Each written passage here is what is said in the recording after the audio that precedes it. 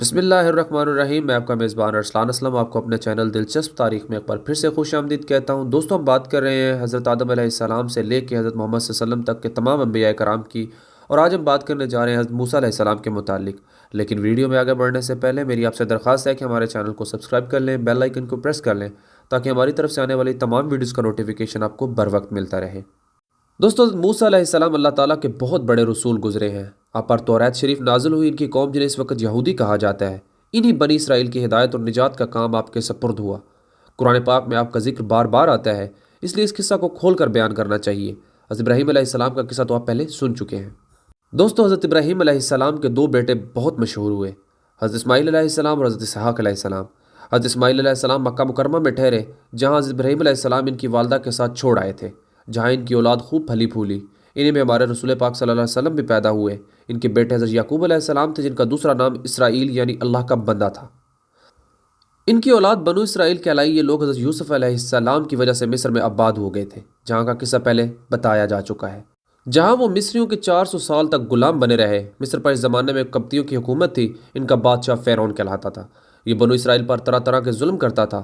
اللہ تعالیٰ نے رحم فرمایا اور بنو اسرائیل کی ہدایت اور آزادی کے لیے موسیٰ علیہ السلام کو پیدا کر دیا۔ مصر کے بادشاہ فرعون کو نجومیوں نے بتایا کہ بنی اسرائیل میں بہت جلد ایک لڑکا پیدا ہونے والا ہے جو تیری حکومت کو تباہ کر کے اپنی قوم کو آزاد کرا لے گا۔ اس خبر سے وہ پریشان ہو گیا اور اس نے حکم دیا کہ اس قوم میں جو بھی لڑکا پیدا ہو اسے ذبح کر دیا جائے، مگر لڑکیاں زندہ رہنے دی جائیں۔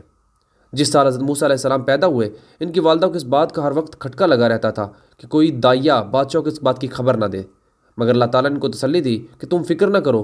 جب بھید کھل جانے کا خطرہ زیادہ ہو گیا تو انہوں نے اللہ کے حکم سے انہیں ایک صندوق میں بند کر کے دریا میں ڈال دیا۔ دریا کی دوسری طرف فرعون کے گھر والے تھے، انہوں نے صندوق کو جو بہتے دیکھا تو اٹھا کر گھر لے گئے۔ انہیں خبر نہ تھی کہ آگے چل کر یہی لڑکا ان کے رنج کا سبب ہوگا۔ فرعون کی بیوی نے کہا، اسے قتل نہ کرو، یہ ہم سب کی آنکھوں کی ٹھنڈک ہے، ہمارے کام آئے گا اور اسے اپنا بیٹا بنا لیں گے۔ دوستو، اب اس کے دودھ پلانے کی فکر ہوئی تو وہ کسی روز کا دودھ نہیں پیتے تھے۔ ان کی بہن جو اس صندوق کے پیچھے لگی ہوئی تھیں، یہ سب کچھ دیکھ رہی تھی۔ انہوں نے کہا کہ میں ایک دائیا کا پتہ دیتی ہوں جو ان کو پال لے گی اور اچھی طرح دیکھ بھال کر لے گی، اور انہوں نے موسیٰ علیہ السلام کی ماں کا پتہ بتایا۔ اس طرح موسیٰ علیہ السلام اپنی قوم کے دشمن فرعون کے گھر میں پرورش کرتے رہے، یہاں تک کہ جوان ہو گئے۔ ایک روز کا قصہ ہے کہ وہ صبح سویرے شہر آئے۔ اس وقت سب کے سب آرام سے سو رہے تھے۔ انہوں نے اپنی قوم کے ایک آدمی کو دیکھا جسے قبطی مار رہا تھا کیونکہ وہ اس سے بیگار میں کام لینا چاہتا تھا اور وہ انکار کر رہا تھا۔ حضرت موسیٰ علیہ السلام سے اس وقت اپنی قوم کی ذلت برداشت نہ ہو سکی اور اس کی مدد کے لیے مجبور ہو گئے۔ انہوں نے اسے ایک گھونسا مارا جس سے اس کی جان نکل گئی۔ اس کا مرنا تھا کہ حکومت میں کھلبلی مچ گئی۔ بنی اسرائیل کے ایک شخص نے ہماری قوم کے آدمی کو مار ڈالا، چنانچہ حکم دیا گیا کہ قتل کرنے والے کو مار دیا جائے، مگر حضرت موسیٰ علیہ السلام کو وقت پر خبر مل گئی اور وہ مدین کی طرف چلے گئے جو حضرت شعیب علیہ السلام کا شہر تھا۔ دوستو، مدین کے قریب پہنچے تو دیکھا کنویں کے پاس بہت سے لوگ جمع ہیں جو اپنے اپنے جانوروں کو پانی پلا رہے ہیں، مگر دو لڑکیاں اپنے جانوروں کو لیے ایک طرف کھڑی ہیں۔ حضرت موسیٰ علیہ السلام نے ان سے پوچھا کہ تم کیوں کھڑی ہو؟ انہوں نے کہا کہ ہمارا باپ بوڑھا ہے، ہم اس انتظار میں کھڑے ہیں کہ یہ لوگ اپنے جانوروں کو پانی پلا لیں تو بچا ہوا پانی اپنے جانوروں کو دیں۔ یہ سنا تو انہوں نے پانی کھینچا اور ان کے جانوروں کو پلا دیا اور ایک درخت کے نیچے جا کر بیٹھ گئے کیونکہ شہر میں کسی سے جان پہچان نہ تھی۔ دوستو، وہ دونوں لڑکیاں حضرت شعیب علیہ السلام کی صاحبزادیاں تھیں۔ انہوں نے گھر جا کر اپنے والد سے تمام قصہ بیان کیا اور ان کے فرمانے پر اپنے گھر لے گئیں۔ جب انہوں نے اپنی مصیبت کا قصہ سنایا تو حضرت شعیب علیہ السلام نے فرمایا، اب ڈرنے کی ضرورت نہیں، اللہ نے آپ کو ظالم قوم سے بچا لیا ہے۔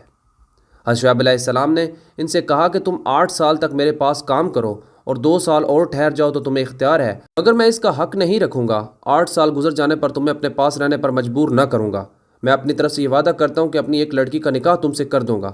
حضرت موسیٰ علیہ السلام نے کہا کہ مجھے منظور ہے، 8-10 سال اس میں سے جو مدت چاہو پورا کروں، مجھ پر زور زیادتی نہ ہونی چاہیے، اور اللہ تعالیٰ ان باتوں پر گواہ ہے۔ چنانچہ وہ برابر کام کرتے رہے اور جب مدت پوری ہوگی تو حضرت شعیب علیہ السلام نے اپنی لڑکی کا نکاح ان سے کر دیا۔ جب نکاح ہو گیا تو دونوں میاں بیوی وہاں سے روانہ ہوئے اور راستے میں ایک جگہ پہاڑی کی طرف انہوں نے آگ دیکھی۔ حضرت موسیٰ علیہ السلام نے اپنی بیوی سے کہا کہ تم یہاں ٹھہرو، میں آگ لے کر ابھی آتا ہوں، اور اگر کوئی شخص وہاں مل گیا تو اس سے راستہ بھی معلوم کر لوں گا۔ وہاں گئے تو میدان کے کنارے پر درخت میں سے آواز آئی، مبارک ہے وہ جس آگ میں ہے اور جس کے چاروں طرف ہے، تم توا کے میدان میں ہو، اپنے جوتے اتار دو، میں بڑی دانائی والا اللہ ہوں، تمام جہان کا اور تمہارا پالنے والا۔ میں نے تمہیں پیغمبری کے لیے چن لیا ہے، جو کچھ کہتا ہوں اس کو سن، میری عبادت کر اور میری یاد کی خاطر نماز کی پابندی کر، بے شک قیامت آنے والی ہے۔ حضرت موسیٰ علیہ السلام، تمہارے دائیں ہاتھ میں کیا ہے؟ انہوں نے کہا، یہ میری لاٹھی ہے، اس پر سہارا لیتا ہوں، اپنی بکریوں کے لیے اسے پتے جھاڑتا ہوں اور اس کے سوا اس سے اور بھی کام لیتا ہوں۔ اللہ تعالیٰ نے حکم دیا کہ اس لاٹھی کو زمین پر ڈال دو۔ لاٹھی جو ڈالی تو وہ سانپ کی طرح دوڑتی ہوئی دکھائی دی۔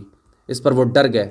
اللہ تعالیٰ نے ارشاد فرمایا کہ اس کو پکڑ لو اور ڈرو نہیں، ہم ابھی اس کو پہلی حالت پر کر دیتے ہیں، اور اپنا دائنا ہاتھ اپنی بغل میں دے لو، پھر نکالو، بلا کسی عیب کے نہایت روشن ہو کر نکلے گا۔ یہ دوسری نشانی ہوگی تاکہ ہم تم کو اپنی قدرت کی بڑی نشانیوں میں سے بعض نشانیاں دکھا دیں۔ ان دونوں نشانیوں کے ساتھ اللہ نے حضرت موسیٰ علیہ السلام کو فرعون کے پاس بھیجا اور فرمایا اس ملک میں فرعون نے فساد پھیلا رکھا ہے اور سرکشی پر کمر باندھ رکھی ہے۔ آپ نے فرمایا کہ مجھے ڈر ہے کہ مجھے جھٹلائے گا، میں نے اس کے ایک آدمی کو مار دیا تھا، اب مجھے مارنے کی کوشش کرے گا، میرا جی رکتا ہے، میری زبان کھول کے لوگ میری زبان سمجھ لیں، اور میرے بھائی ہارون علیہ السلام کو بھی میرے ساتھ کر دے کہ مجھے قوت ملے۔ حضرت موسیٰ علیہ السلام کی دعا قبول ہو گئی دوستو، اور دونوں بھائیوں نے مصر میں جا کر فرعون سے کہا کہ اللہ تعالیٰ نے ہمیں تیرے پاس بھیجا ہے کہ تو بنی اسرائیل کو نہ ستا اور انہیں ہمارے ساتھ روانہ کر دے، ہمارے پاس تیرے رب کی نشانیاں ہیں، اور یہ بھی یقین کر لے کہ سلامتی شخص کے لیے ہے جو سیدھی راہ پر ہے، اور جو شخص جھٹلائے گا اور سرکشی کرے گا اس پر اللہ کا عذاب آئے گا۔ دوستو فرعون کو اپنی فوج اور خزانوں پر بہت گھمنڈ تھا، اس لیے اس نے حضرت موسیٰ علیہ السلام کی مخالفت کی اور پھر اس کا خمیازہ اسے بھگتنا پڑا۔ دوستو تمام انبیاء کے قصاص میں ہمارے لیے بہت ساری نشانیاں ہیں کہ جو لوگ اللہ کی اور اللہ کے انبیاء کی مخالفت کرتے ہیں ان کا عذاب دردناک ہوتا ہے اور ان کی آخرت ہمیشہ کے لیے بگڑ جاتی ہے۔ اللہ تعالیٰ ہمیں ہدایت نصیب کرے۔ اسی کے ساتھ ویڈیو کا اختتام کرتے ہیں۔ دوستو ویڈیو کیسی لگی کمنٹ سیکشن میں اپنی رائے سے آگاہ ضرور کیجیے گا۔ دوستو چینل کو سبسکرائب کر لیں، بیل آئیکن کو پریس کر لیں تاکہ ہماری طرف سے آنے والی تمام ویڈیوز کا نوٹیفیکیشن آپ کو بر وقت ملتا رہے۔ آپ سے ملاقات ہوتی ہے اگلی ویڈیو میں، تب تک کے لیے اللہ حافظ۔